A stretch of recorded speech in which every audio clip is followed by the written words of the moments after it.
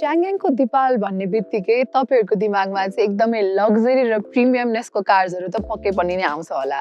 दिपालको SO7, SO5, LO7 जस्तो गाडीहरू त तपाईँहरूले बाटोमा कति देख्नुहुन्छ कति। आज मसँग चाहिँ दिपालकै EO7 छ जसले चाहिँ यही मोमेन्टमलाई ब्रेक गरेर अझै बढी फड्को मार्दै नेपालको बाटोमा आइसकेको छ। सो आजको यो भिडियोमा चाहिँ मैले दिपालको EO7 को प्रिमियमनेस, यसको लग्जरी, यसलाई लिएर एडभेन्चरमा कहाँ जान सकिन्छ र यो कतिको अफ रोडको लागि बेस्ट कार हो म आज यो भिडियोमा भन्न गइरहेको छु।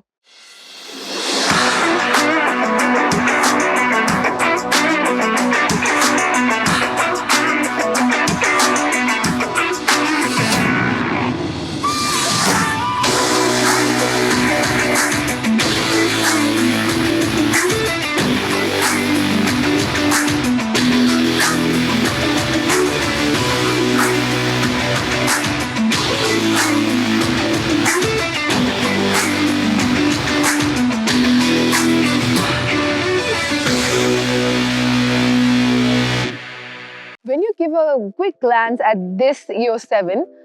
you would suppose it to be a SUV. तर यसलाई अब अगाडिपट्टिबाट हेर्नुहुन्छ भने चाहिँ स्लिक डिजाइन्सहरू, पोइन्टेड एजेस प्लस तल चाहिँ कर्भ्सहरू तपाईहरुले पाउन सक्नुहुन्छ। And this car is compared with a cyber truck. यसलाई हामीले चाइनिज साइबर ट्रक भनेर पनि हामीले सुन्ने गर्छौँ। अब त्यो साइबर ट्रकमा चाहिँ पोइन्टेड शार्प एजेसहरू दिएको थियो भने यसमा चाहिँ तपाईहरुले स्लिक डिजाइन, अलिकति राउन्ड एन्ड कर्भ्सहरू चाहिँ यसमा अलि धेरै पाउन सक्नुहुन्छ। र तपाईहरुले पछाडिबाट हेर्नुहुन्छ भने चाहिँ यसलाई चाहिँ पिकअप युटिलिटी भनेर पनि हामीले भन्न सक्छौँ यसलाई। Now let's talk about how much big and how massive this car is. You can see the dimensions on the screen. And now let's focus on the ground clearance this car has to offer. यसमा चाहिँ 200 mm को चाहिँ ground clearance राखिएको छ र हामीले चाहिँ यो गाडीलाई माथि यो हात्तीबन रिजोर्ट जाने बाटोमा यस्तो अफ रोड थियो त्यो बाटोमा लिएर आएको थियौँ र यसको अफ रोड पर्फर्मेन्स प्लस यसको suspension was perfect. And talking about the tyre, यसमा चाहिँ 21 इन्चको चाहिँ ट्युबलेस टायर राखेको छ र तपाईहरुले यसमा चाहिँ एलोय व्हील्स चाहिँ पाउन सक्नुहुन्छ। And talking about the side profile, यसमा चाहिँ माथि तपाईहरुले ग्र्याब रेल पाउन सक्नुहुन्छ अनि फ्लश डोर ह्यान्डल्स चाहिँ राखिएको छ। एन्ड द कलर ब्ल्याक एकदम आउटस्ट्यान्ड गर्छ यो कलर्स भने पछाडिपट्टिको विन्डो चाहिँ तपाईहरुले टिन्टेड पाउन सक्नुहुन्छ। यो गाडीलाई हामीले नेपालकै फर्स्ट ट्रान्सफर्मर EV भनेर पनि चिन्ने गर्छौँ। And let me show you why.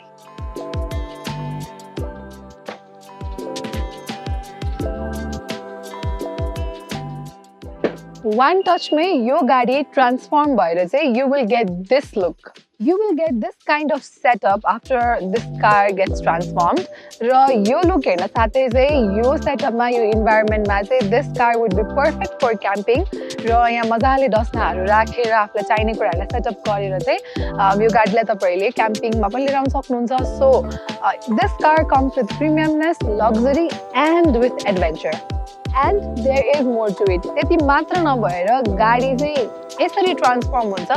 पछाडिपट्टिको passenger seat and the separator दुईटैलाई फेरि फोल्ड भइसकेपछि चाहिँ दिस इज द फाइनल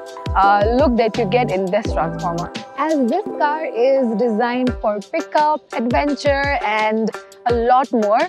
यसमा तपाईहरुले एकदमै चाहिने कुराहरू चाहिँ पछाडि रेयरमा चाहिँ पाउन सक्नुहुन्छ। Late me show you.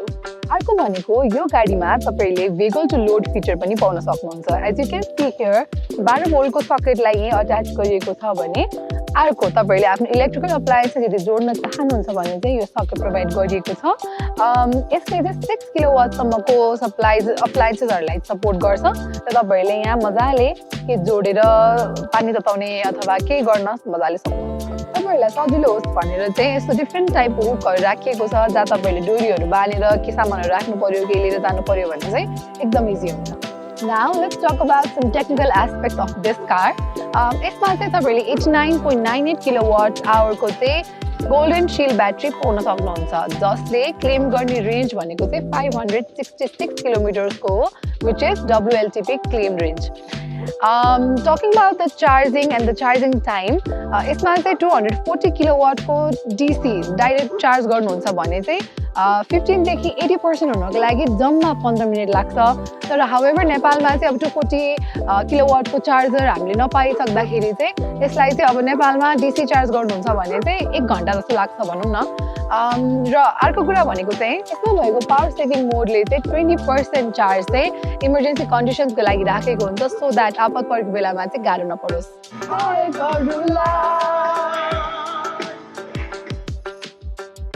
The best sound system यसमा चाहिँ 18वटा स्पिकर्सहरू छ अनि यता अब ड्राइभरलाई चाहिँ भइहाल्यो एज यु क्यान सी यता प्यासेन्जरलाई त पछाडि ठाउँमा चाहिँ बब्बल स्पिकर्स राखिएको छ अनि अघि नै भने जस्तै क्याम्पिङ गर्दाखेरि यसरी टक्क सेटअपमा चाहिँ गीत मजाले बजाएर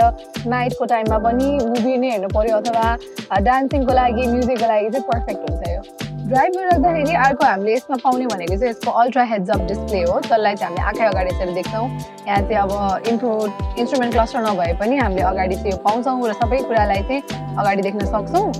यो हुँदाखेरि चाहिँ अलिकति कन्सियस भएर अब ठ्याक्क आई साइडमै पर्ने भएर चाहिँ यो चाहिँ मलाई राम्रो लागेको छ अब अल इन अल यो ड्राइभ गर्दाखेरिको एक्सपिरियन्स चाहिँ गाडी अलिकति ठुलो छ अलिकति कन्सियस भएर चलाउनु चाहिँ पर्यो तर ह्याभिङ सेड द्याट गाडीको जुन यो लग्जरी जुन चलाउँदाखेरि फिल हुन्छ नि यो प्रिमियमनेस कम्फर्ट अनि मेन कुरा भनेको चाहिँ सिट नै एकदम धेरै कम्फर्टेबल छ क्या सिट अनि जुन हामीले यसलाई 8 वे एडजस्टेबल सिट हो नि त यो सो त्यो कारणले गर्दाखेरि चाहिँ ठ्याक्क आफ्नो पोजिसन मिलाएर चलाउनको लागि चाहिँ अर्को कम्फर्ट फिल गरेँ मैले यसमा अनि अर्को भनेको यसमा हामीले भेन्टिलेटेड सिट हिटिङ र कुल दुइटै हुन्छ यसमा भने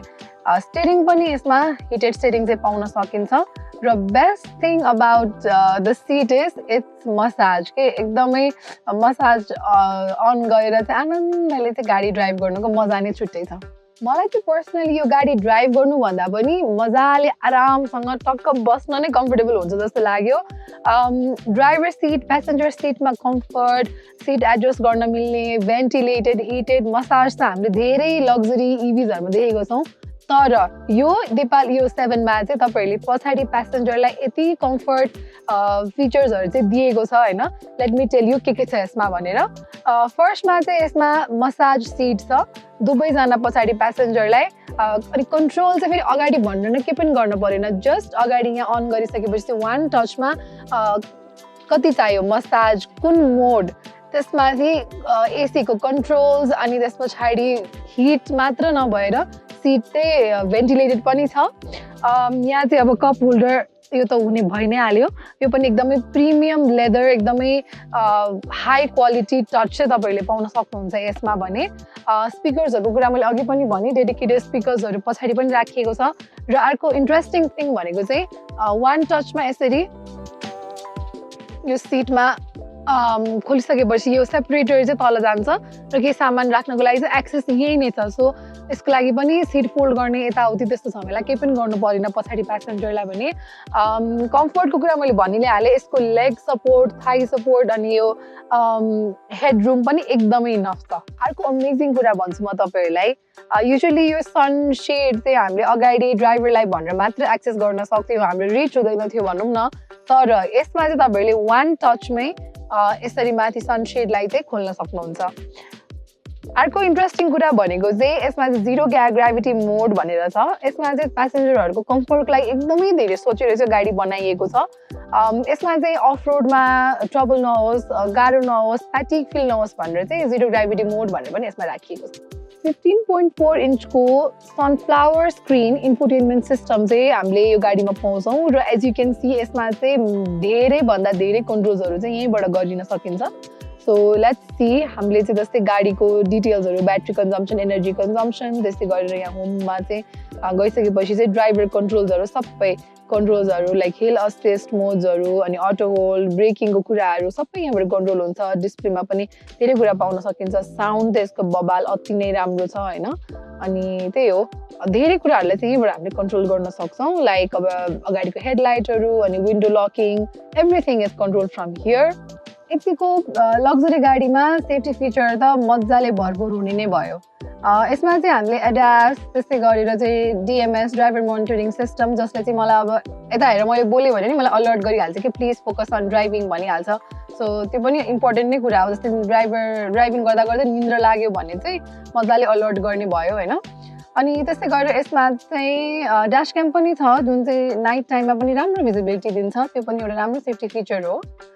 यसमा एयरब्याग्सहरू अनि अटो होल्डहरू त हुने नै भइहाल्यो एज यु क्यान सी यो चाहिँ यसको 540 डिग्रीको चाहिँ क्यामेरा हो र नाइट टाइममा पनि कस्तो राम्रो भिजिबिलिटी अब प्रपरली सराउन्डिङलाई नै राम्रोसँग देखेको छ र अब केही कुराहरू हेर्न पर्यो कि अब्स्टिकल्सहरू आयो भने चाहिँ this would be perfect video अलि सेकी छ बट अल्सो तपाईँहरूलाई देखाउन मन लाग्यो है यसको एम्बियन्ट लाइट अरू इभीमा त कलर मात्र चेन्ज गर्न मिल्थ्यो नि यसमा त फ्लो पनि चेन्ज गर्न मिल्दो रहेछ के अहिले रनिङ लाइट छ अनि इभन एम्बियन्ट लाइटको थीम पनि छ यतिको लग्जरियस प्रिमियम कम्फर्टेबल एडभेन्चरस जति नै तारिफ गरे त्यति कम हुने यो नेपालको यो 7 को प्राइस चाहिँ 1,03,49,000 चाहिँ पर्छ र तपाईँहरूलाई चाहिँ यो एडभेन्चरस लग्जरियस गाडी कस्तो लाग्यो कमेन्ट गर्न नबिर्सनु होला र छिटै नै हामी नयाँ भिडियो लिएर आउने नै छौँ till then drive electric go green by